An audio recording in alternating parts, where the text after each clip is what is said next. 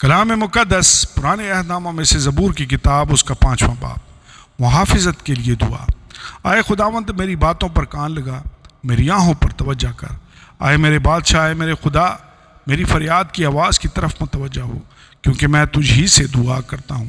آئے خداوند، تو صبح کو میری آواز سنے گا، میں سویرے ہی تجھ سے دعا کر کے انتظار کروں گا، کیونکہ تو ایسا خدا نہیں جو شرارت سے خوش ہو، بدی تیرے ساتھ نہیں رہ سکتی۔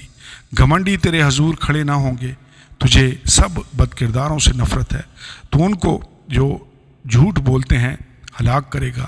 خداوند کو خونخوار اور دغاباز آدمی سے کراہیت ہے، لیکن میں تیری شفقت کی کثرت سے تیرے گھر میں آؤں گا۔ میں تیرا روب مان کر تیری مقدس ہیکل کی طرف رخ کر کے سجدہ کروں گا۔ آئے خداوند، میرے دشمنوں کے سبب سے مجھے اپنی صداقت میں چلا، میرے آگے آگے اپنی راہ کو صاف کر دے، کیونکہ ان کے منہ میں ذرا سچائی نہیں، ان کا باطن محض شرارت ہے، ان کا گلا کھلی قبر ہے، وہ اپنی زبان سے خوشامد کرتے ہیں۔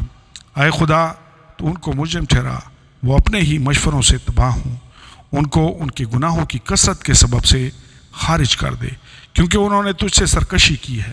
لیکن وہ سب جو تجھ پر بھروسہ رکھتے ہیں شادمان ہوں، وہ سدا خوشی سے للکاریں، کیونکہ تو ان کی حمایت کرتا ہے، اور جو تیرے نام سے محبت رکھتے ہیں تجھ میں شاد رہیں، کیونکہ تو صادق کو برکت بخشے گا۔